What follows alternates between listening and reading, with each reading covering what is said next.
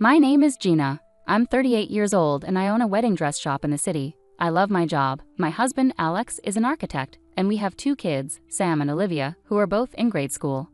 They keep us busy, but in a good way. Family, though, can be tricky. I get along well with Alex's parents and his younger brother, Mike. But his older sister, Carol, is a different story. She's 42, has been married 3 times, and is always looking for husband number 4.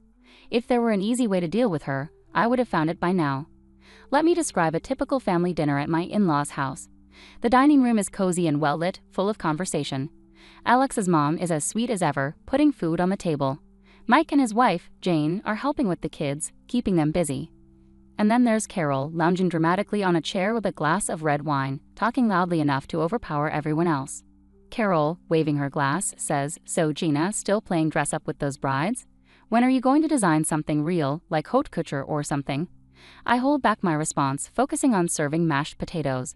I've learned that arguing with Carol only makes things worse. Mike jumps in, trying to change the topic. "Hey Carol, heard you're planning another wedding. What's the lucky guy like?" Carol smirks. "Oh, you know, successful, rich, the usual. Not that you'd get it, little brother." Jane gives me a sympathetic look. She knows what it's like to deal with Carol. We exchange a knowing eye roll. The dinner continues with the usual mix of jokes and jabs, especially from Carol. She's skilled at making conversations about herself.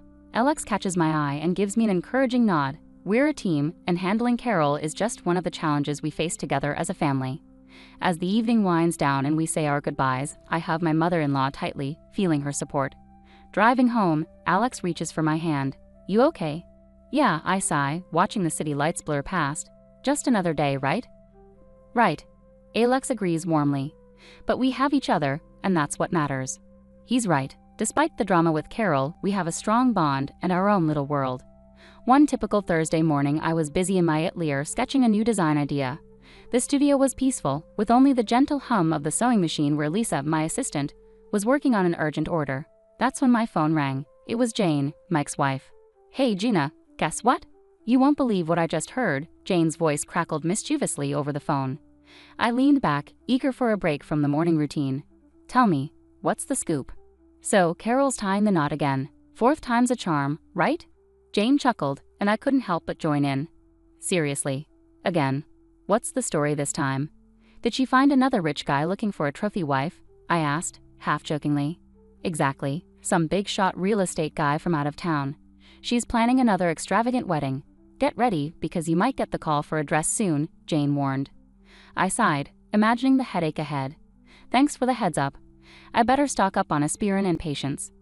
Lisa, from her sewing station, chimed in, having caught the gist of the conversation.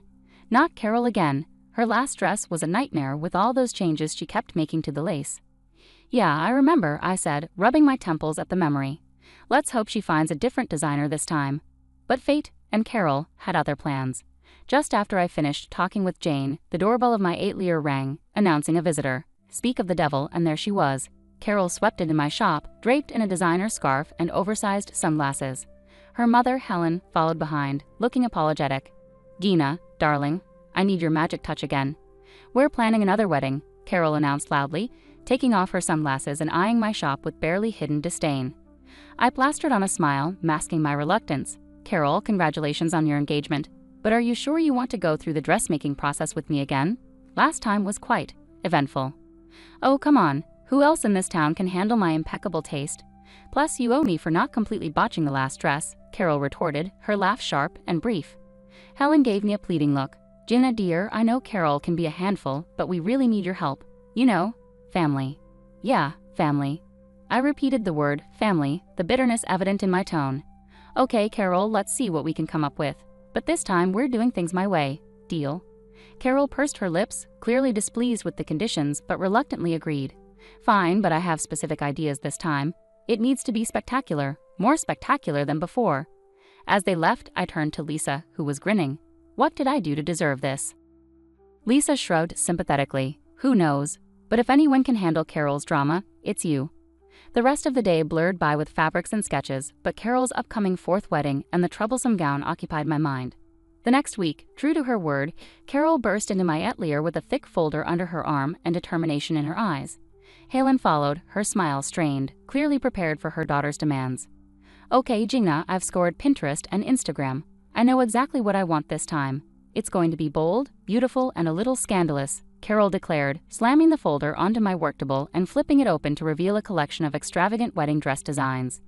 I took a deep breath, browsing through her selections. Carol, these designs, they're quite bold and youthful. Are you absolutely sure this is the direction you want to go? What's that supposed to mean, Gina? You think I can't rock these styles? Carol snapped sharply. No, Carol, it's not that.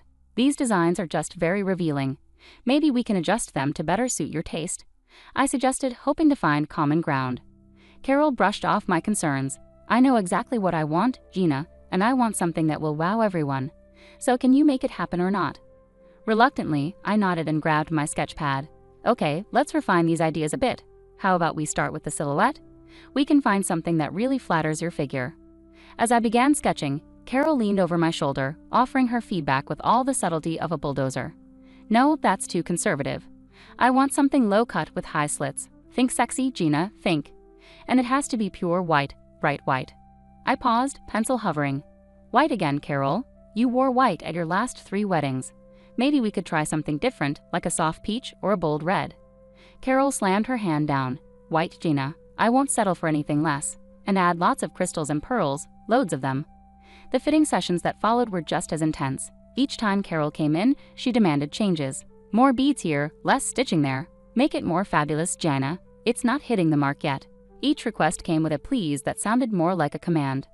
One afternoon, after a particularly exhausting session where Carol insisted the neckline wasn't deep enough for the 3rd time, I vented to Lisa, who had been by my side through it all. Lisa, if I have to redraw that neckline one more time, I might just turn that dress into a curtain. Lisa chuckled, handing me a cup of tea. Hang in there, boss. It's almost over. And hey, at least it'll be a wedding no one will forget, especially with Carol wearing one of your designs. As I returned to my sketches, tweaking yet another detail, I braced myself for the next fitting. Carol's wedding was approaching rapidly, and I had a feeling the real drama was still ahead. Today was crucial. I had just finished calculating the costs for her elaborate gown, and it was time to discuss the numbers. Carol swept into the atelier with her usual dramatic flair, leaving a trail of expensive perfume in her wake. Her mother, Helen, followed quietly, wearing an expression that suggested she'd rather be anywhere else. Okay, Gina, let's see if you've impressed me this time, Carol declared, barely sparing a glance at the sketches and fabric samples laid out for her approval. I took a deep breath and handed her the detailed invoice. Here's the breakdown, Carol. Considering the materials and labor, the total comes to $2,500. I've already applied a 30% family discount. Carol's eyes widened as she glanced over the document. She slammed it onto the table, causing a spool of thread to tumble to the floor with a clatter. Listen, Gina, I'm marrying a top businessman. My wedding will be full of wealthy, influential guests. Think of this as a prime advertising opportunity for your business. You should be paying me to wear your dress. I stared at her in disbelief. Paying you, Carol? I've already given you a significant discount. I can't afford to give away dresses, even for family. Helen tried to intervene, her voice gentle. Carol, dear, Gina has been very fair with the pricing. Let's not. Carol interrupted sharply, her frustration apparent. No, Mom, this is ridiculous. I'm doing her a favor. She should appreciate it. The tension in the room was thick. I crossed my arms, holding her gaze firmly. Carol, I understand your perspective, but running my business isn't a hobby. I have bills to pay and employees to compensate. I can't give away products for free, regardless of the exposure. Carol's face flushed with anger. Then forget it. I'll find someone else who values the opportunity. As she stormed out, Helen lingered, her expression apologetic. I'm so sorry, Gina. I'll talk to her. I sighed heavily, feeling a mix of frustration and relief as Helen followed Carol out of the shop. The rest of the day passed in a blur of small tasks, my mind replaying the tense confrontation over and over. When I got home, I recounted everything to Alex. Alex was visibly upset. She can't take advantage of your hard work like that, Gina. It's not fair to you or your team. Later that evening, just as Alex and I were getting ready for bed, my phone rang. It was Helen, her voice soft and weary. Gina, I've been thinking about this afternoon. Carol was being unreasonable, but could we still make this work? Maybe as a wedding gift. It would mean a lot. Her request caught me off guard. After a moment's pause, I agreed despite the day's turmoil. All right, Helen, I'll do it. The dress will be my gift to Carol. Designing Carol's wedding dress had turned my atelier into a battlefield of demands and alterations. Each fitting with Carol drained me more than the last. My staff, tired of her behavior, started timing their breaks to avoid her visits. Lisa, my lead assistant, whispered to me as she grabbed her purse, "We're taking a break. Let us know when she's gone." Carol rolled her eyes as they left. "They're so sensitive. You'd think they'd be used to criticism in this business." Trying to maintain peace, I continued pinning the dress while Carol went on about her extravagant wedding plans. The tension in the room was palpable, and I silently counted down the minutes until she would leave. A week before the wedding, my phone buzzed. It was Paula, a close friend who also knew Carol well. "Hey, are you excited about the wedding? I saw the guest list. It's going to be quite the event." I paused, holding a needle in midair. "The guest list? I haven't seen it yet. Can you send it to me? I'm curious about who's coming." "Sure, I'll email it to you now," Paula replied before ending the call.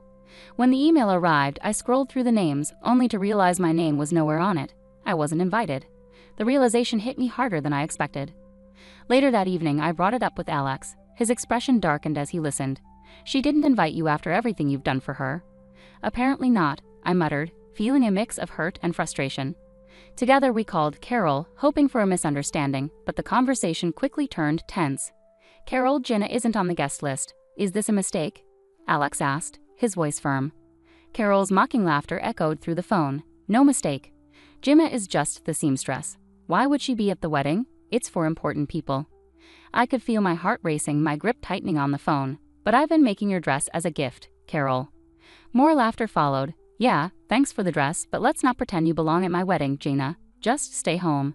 Alex erupted in anger. "How can you be so ungrateful? She's your family." Carol abruptly hung up, leaving Alex pacing the room, furious at his sister's callousness. I sat there, feeling the weight of the situation sink in.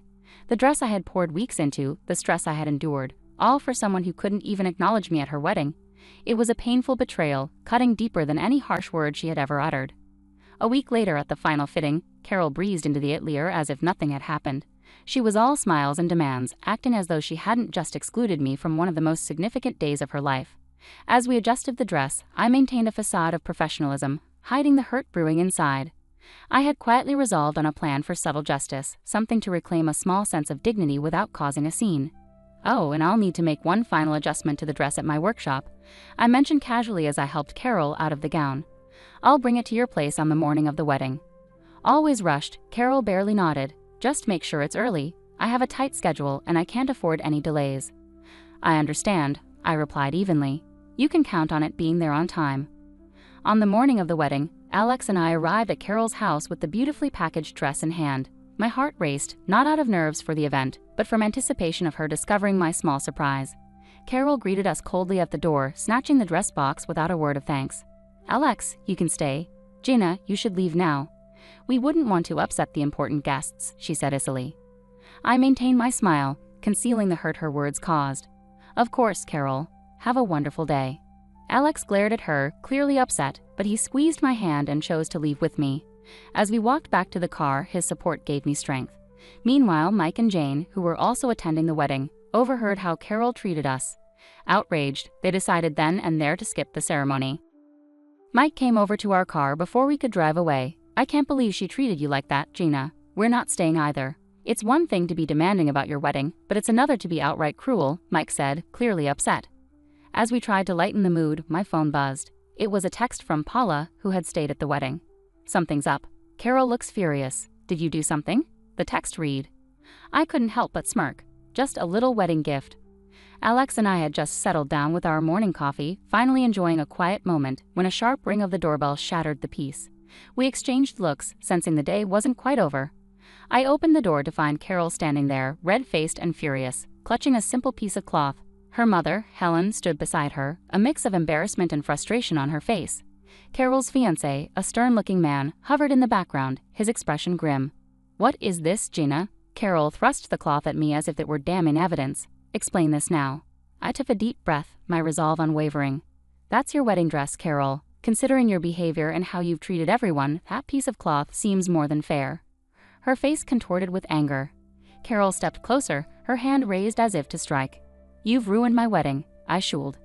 Helen intervened, catching her daughter's arm mid-air. "Carol, stop this right now. Violence won't solve anything." Her fiancé finally spoke up, his voice firm and cold. "I can't do this, Carol. You've shown your true colors. The wedding is off." With that, he turned and walked away without looking back. No, please don't leave, Carol pleaded, her voice cracking with anger and desperation, but he didn't stop, disappearing around the corner. Left standing with only her mother, Carol redirected her fury towards me. Look what you've done. Are you happy now? You've ruined everything. Before I could respond, she stormed off, her mother following after her with an apologetic glance back at us. Closing the door, I leaned against it, feeling Alex's hand on my shoulder. Are you okay? He asked softly. Yeah, just shaken, I admitted, and we moved back to the living room, trying to process the rapid unraveling of the evening. It wasn't long before my phone rang again. I answered to hear Jane on the other end, her voice urgent. Gina, you won't believe it. Carol's refusing to pay the wedding organizers now, and it's turned into a huge mess. They've called the police. My heart sank. Oh no, that sounds awful. Did they really have to call the police? Yes. She was causing a scene, screaming at them, demanding her money back since the wedding didn't go through. It escalated quickly, Jane explained. As I hung up, I sank heavily into a chair, guilt gnawing at me. Maybe I went too far, Alex. This all feels like it's spiraling out of control. Alex sat beside me, taking my hand. You stood up for yourself, Gina. Carol's behavior has been unacceptable from the start. This is on her, not you. Despite his reassurance, I couldn't shake the pang of sympathy for Carol. She was family, difficult as she was. After the tumult of Carol's failed wedding day, life slowly returned to normal, but the dynamics within our family had changed irreversibly. Alex and I decided to cut off contact with Carol. The fallout wasn't just a cancelled wedding, it had revealed deeper issues in our family that had been ignored for too long. One quiet Sunday morning, Helen joined us for coffee. The tension in the room was palpable as she walked in, but her first words broke the ice. I want you to know, Gina, I'm not upset with you. If anything, I blame myself for how Carol turned out. I've always given in to her, ever since she was little. I've spoiled her. I poured her a cup of coffee, and we sat at the kitchen table, a gentle breeze playing with the curtains. Helen, you can't blame yourself for Carol's choices. She's an adult now, and she has to take responsibility for her actions. Helen took a sip of her coffee, her eyes filled with sadness. You're right, Gina. It's just so difficult. She's my daughter, and it hurts to see her making these mistakes. I reached across the table and squeezed her hand. I understand. You love her deeply, but sometimes tough love is necessary. Maybe this will be a turning point for her. The conversation shifted as Helen updated us on the latest rumors about Carol. Apparently she had amassed significant debts, counting on a grand wedding to a wealthy groom to improve her financial and social status. Now that the wedding was off and the groom had left, she was allegedly avoiding creditors. It's a mess, Helen confessed, shaking her head. She's keeping a low profile, trying to sort things out. I just don't know how she plans to handle all the money she owes. Alex, who had been quietly listening, finally spoke up. Mom, it's a tough situation, but maybe facing these consequences will be a turning point for her. She might learn to be more independent and stop relying on others to bail her out. Our conversation delved deep, blending regret with a glimmer of hope. It was evident that Helen struggled with balancing her love for Carol and her frustration with her actions. Before she left, Helen embraced me tightly. Thank you, Gina, for being honest and handling everything with such grace. I'm sorry it had to come to this. I hugged her back, offering reassurance. It's okay, Helen. We're family and we'll find a way through this. It might take time, but we'll work things out. After Helen departed, Alex and I spent the rest of the day in contemplative silence. The situation with Carol had left a lasting impression, reminding us of the complexities within family relationships and the valuable lessons that can emerge from confronting difficult realities.